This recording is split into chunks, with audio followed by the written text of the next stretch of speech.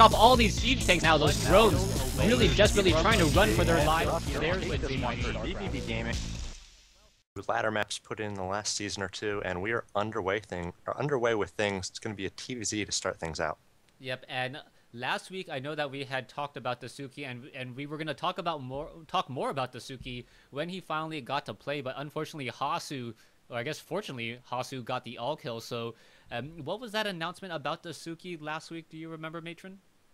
I think he made it pretty deep into the MLG online qualifiers. I know they've got a lot of different seedings and qualifiers going on to get into their various events that are sort of new this year. Obviously, they've got the LAN events, but they've got a lot more online events they're featuring as well, and he did quite well in one of the qualifiers.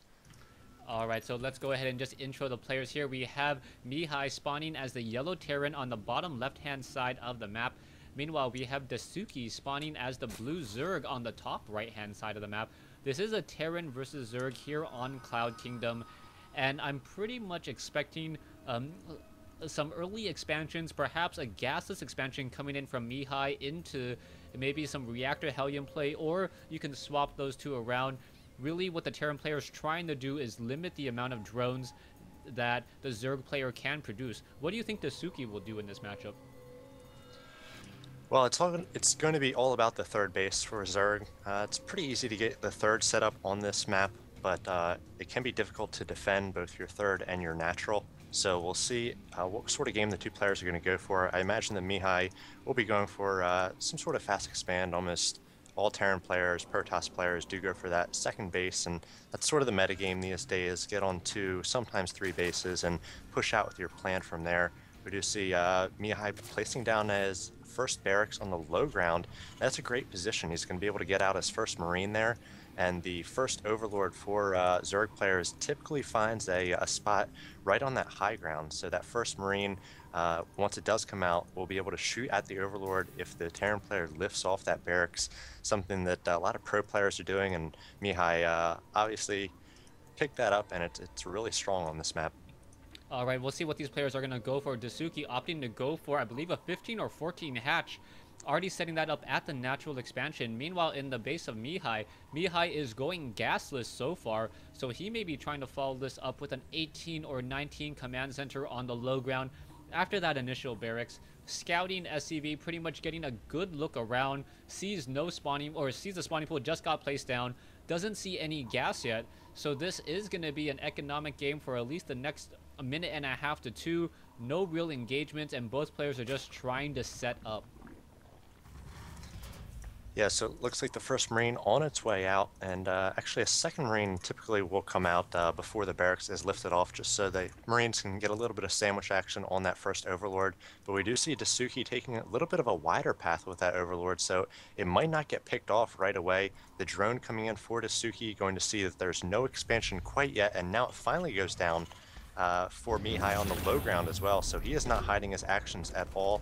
And we do see that the barracks does lift off. It doesn't spot that Overlord, so actually going to be landed inside the main of Mihai, and Mihai now adding the double refinery as well. So going to be a pretty normal opening for both players. Like you mentioned, the fast expand went down for DaiSuki, the pool as well, and we'll see when he does add that gas. It's pretty different these days about when the Zerg adds that gas, and here it comes to get speed out just a little bit later than they used to in the early games.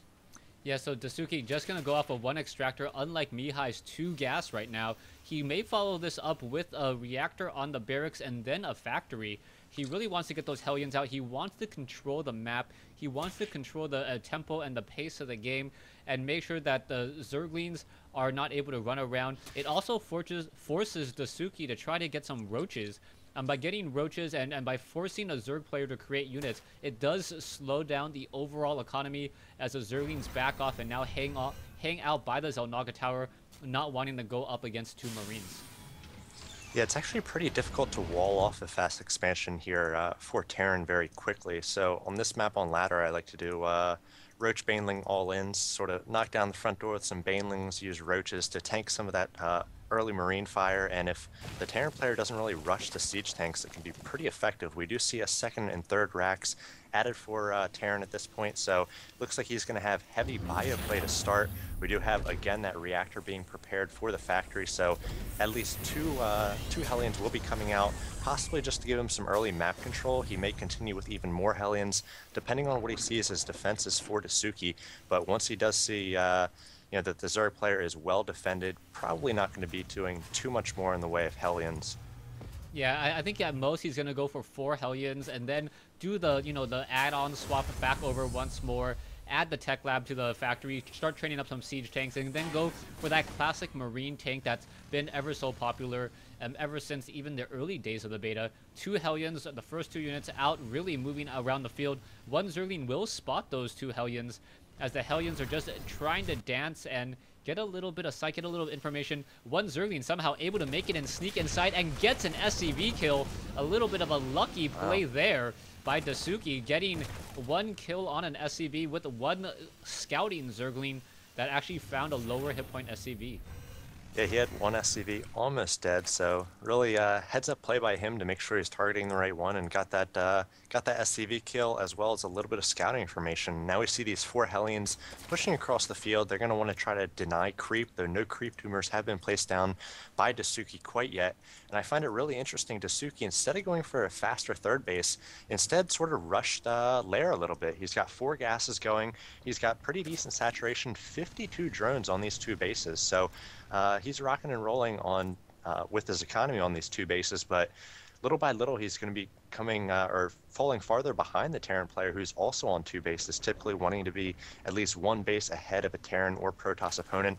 So he's going to have to make this early tech really pay off. He's getting a Spire as well as a Baneling nest here, so we'll see what he's able to do off 2 bases. Yeah, right now you're going to see him perhaps get somewhere in the realm of about 1,000 gas, or maybe even higher by the time the Spire is completed. But no, he is going to create some Banelings for defense. And this front door is a little bit wide open. I'm surprised that there's only 1 Spine Crawler and 1 Queen. Normally at this stage, a lot of Zerg players want to go for that second Queen. We are getting up a macro hatch inside the base of DaiSuki as well, as the Zerglings and Banelings are still dancing, and we are at the 9-minute mark, and DaiSuki still does not have metabolic boost on those Zerglings, so he doesn't have any real way to engage. And now here comes an attack force, 2 Metavacs, Marines, and Hellions, but it is going to be countered by Zerglings, Queens, and Banelings, and I believe a couple Mutalisks as soon as the Spire is completed. Here we go. Yeah, like I said, the metabolic boost being added later and later for Zerg players, and you're going to see that the timing of this is probably going to work out right as the Terran player is hoping to attack. The metabolic boost is going to finish, so DaiSuki is able to get his economy going a little bit earlier, get layer up a little bit faster than Zergling speed, and it's not really going to hurt him in the early going. He is trying to get down that third, so finally establishing the third base, but we'll see whether the pressure of Mihai is going to be able to kick in here. It looks like he's pulled back for the moment, possibly to establish his own third, though I don't see a third command center building quite yet.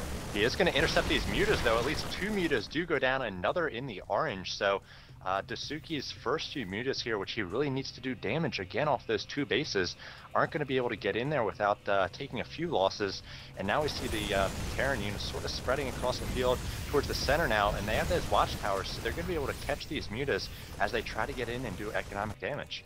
Yeah, this is looking kind of curious right now. DaiSuki needs to be able to fend off this attack. He is going for a lot more Banelings, getting Baneling movement speed, now starting to spread those creep tumors. So I believe that Mihai, who did such a great job of, no, the Mutalisks are going to try to engage against the Marines. The Marines were split up a little bit, and now taking down some more units again. So the Mutalisks are now going to perhaps try to poke inside the main base, look to deal damage that way as a command center is being established, a third command center, so attacking while expanding, and that may work out well as DaiSuki is only on 3 bases, and this is not going to be good for him as those Banelings are revealed, and those siege tanks may be able to destroy those Banelings before they even get within combat range. But DaiSuki doing a nice job with those mutas to damage these medevacs a little bit. If you're able to get some of those medevacs quite low, you can pick them off early in any encounter, and then their healing capabilities aren't going to keep those stim marines alive much longer. So A nice job there harassing with those mutas. He actually took a lot of damage with that mutaflock though. 4 mutas have gone down so far, I believe.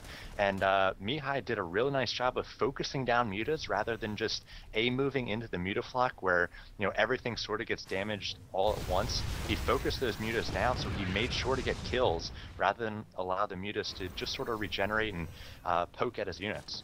All right, we'll see what's going to happen. Mihai now deciding to back off. He perhaps sees the 24 banelings or knows that there are a lot of banelings in the field. And the Marines are going to have a very, very difficult time if those Zerglings are able to absorb much of the damage. And now in comes the Mutalisk, perhaps trying to deal some damage, but there are Marines there to intercept. And it looks as though a couple of Marines caught in open field will get taken down, but trading damage once more as the Mutalisks do look to back off again.